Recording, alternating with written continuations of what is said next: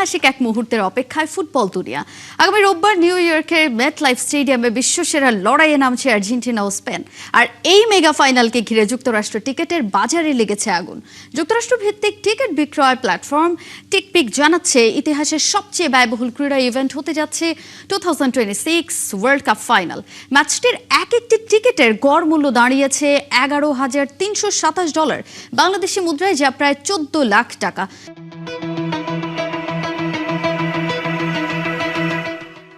ফাইনালের সবচেয়ে কম দামে টিকিট কিনতে একজন দর্শককে গুনতে হচ্ছে প্রায় $7,000।